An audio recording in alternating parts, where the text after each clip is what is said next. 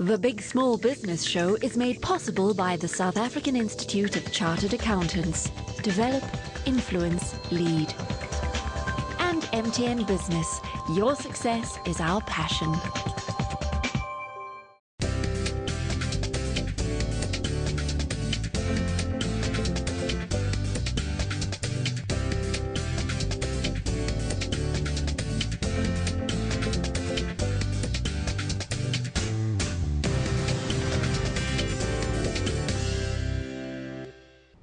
Nick Reed founded Sales Labs in 1997, and at the time it was based on sales approaches created in 1963. This was clearly a winning recipe, as Sales Labs has audited figures of having improved the income of clients in more than 40 countries, amounting to more than $22 billion. Clearly they are onto something.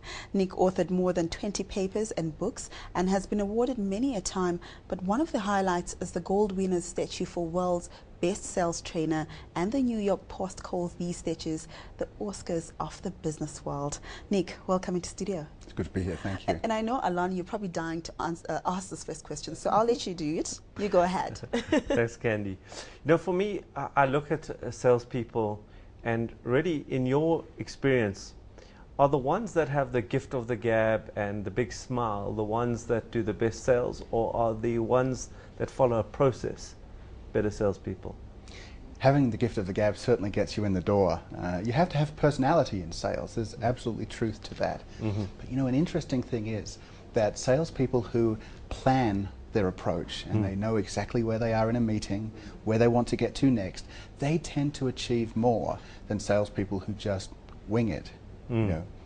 So I've worked with many salespeople, and for me, the one thing that I can't put my finger on is the personality type, because I have seen introverted people become very good salespeople and extroverts equally good. So there isn't a personality type that becomes a better salesperson, is there? Well, salespeople need to be those that can talk to other people, that they're not shy in putting an opinion forward. But it very much depends the type of sales job that they have. So we have different types of sales roles in the world today. You can be a salesperson where you have a territory and you have to go to all of the outlets or customers who are in that territory, and sometimes your role might be to just fulfill orders, replenishing their stock and so forth. But at other times your role is to look for opportunities to improve their business and bring ideas to them. And sometimes you need to break down some walls to be able to get the customer on the same page, where they say, oh, I can see what you're saying now, yes, we should do this. So those types of salespeople tend to be a little bit more outgoing. But then you have other salespeople whose entire career might be on the telephone, in call centers and such, and they may be a little bit more introverted, but given a script and the steps to say in response to what the customer says to them on the phone, they can be very, very good indeed. And they can be very, very bad. Often I get a call from these call centers and you can hear them reading word by word. You can actually tell when they go to the next line. That's right. There's something to be said, not to parrot things, absolutely.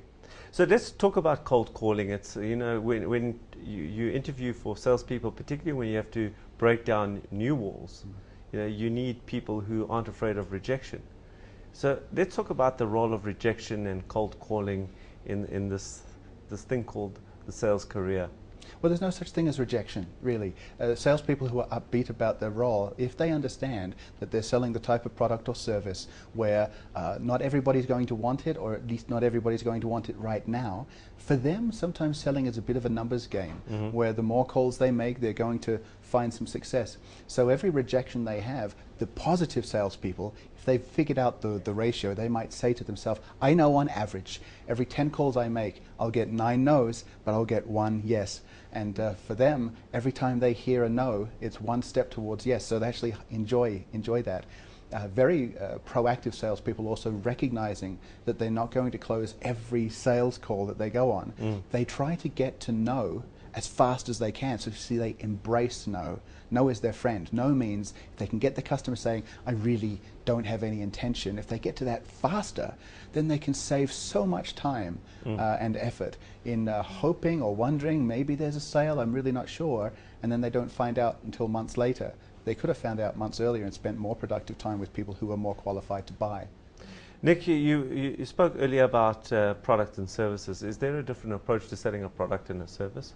Sometimes there is. If there's a product that everybody can look and touch and feel and they know about it, most of the time customers are very well educated on exactly what it is. They've already looked at your product and your competitor's product, they know your prices. The sales process for them is very different to when somebody's selling a service that they can't actually put their hands around. A service is something that leads to an outcome, it's a future result that people can't immediately see the value of.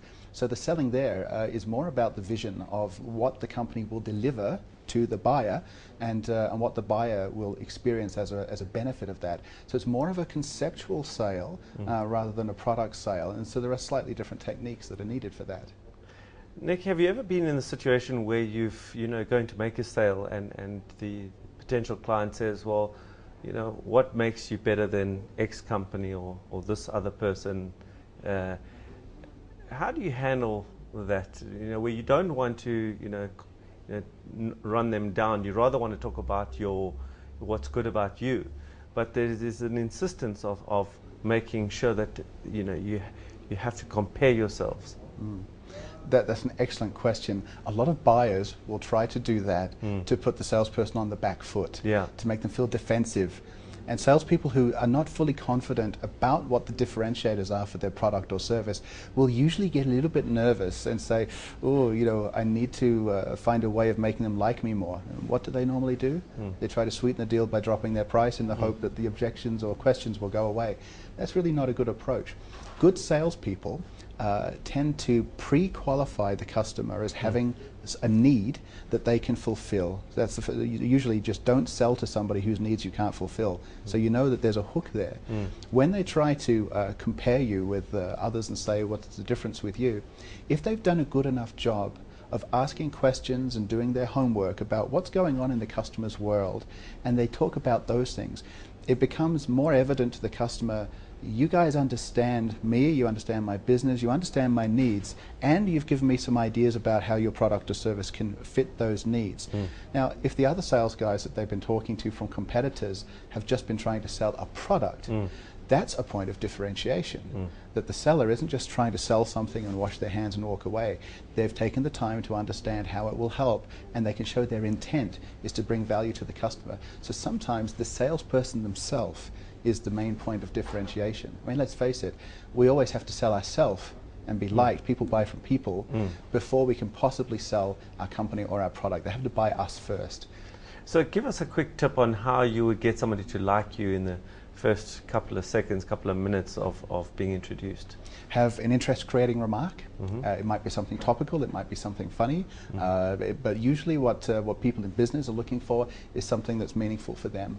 Salespeople that can provoke the customer to some new ideas is somewhat useful. So let's say that they've been preparing to go to meet with a new customer, and they've Googled to look up that company's name, maybe their competitors' names, to see what's going on. Maybe they've seen something in the headlines. Some of their opening comments might be, so, how is this situation in the marketplace affecting you? Because surely it has some of the following impacts. There's something that must be on your mind right now. Immediately the customer is saying, hey, this isn't some sales guy just trying to sell me a product. They're actually a player in my market. They're somebody that's taken the time to understand me, they're curious about me. So the rapport begins on a different level, maybe not a social level, but a level of, oh, wait a second, this is somebody that's a player, somebody that's a business discussion that I can have here. Most buyers, they really miss that. They get so many salespeople coming along and saying, it's that time of month again, I'm just doing my milk round, how many more do you want? Oh, those salespeople are a dime a dozen, but the ones that actually take time to look and understand the customer's business, immediately they get some level of rapport. Social rapport can come later, but that's the foundation of trust and respect. So last question, and on a completely different tack, let's talk about sales managers. The oft-heard thing is that you should never make your top sales guy the sales manager. Often you'll lose your best salesperson and you won't have a good manager. So when you're looking for a sales manager, what do you look for in that individual? That's a huge issue for companies these days, especially if they've had a good salesperson who's been with the company 5, 10 years or so, and they want to reward them, and it becomes almost a rite of passage that the next top job, it's yours, you get the top job. And as you say, many times they take their best rep out of the field and that rep doesn't actually know what made them successful, so they cannot explain it to others, and they can't coach it or inspect it or measure it or improve it. And so you end up with an entire sales team withering as a result of a great guy but in the wrong job. So a great sales manager is somebody that is not a lone wolf mentality. Many sellers are, right? They're a team player. They recognize that it's their job to improve results through improving the people beneath them, and they're a leader. You know, somebody that isn't somebody that would wing it as much as somebody who'd be quite methodical in knowing that this is what good looks like, and I can look at my reps and see if they're doing good openings, good questioning, good need-benefit analysis, good closing. And if they're not doing it, the manager, who's a process-thinking manager, can actually see it. If you get a great sales rep promoted into management, often they don't know what made them successful, and so they can't actually see it or coach it in others. So it's less being an eagle and more being a journeyman, you know, somebody that really knows the nuts and bolts of how things are put together. That's the type of guy you need as a manager. Nick, very interesting. Thanks for coming through. It's a great pleasure. Exactly, Thank you. great point to end the discussion. Thank you so much, Nick. You're welcome. All right. Now, we asked Nick to join us again next week to look at the issue of support, companies supporting the sales teams and vice versa. Now, for the MTN Business Quick Tip of the Week.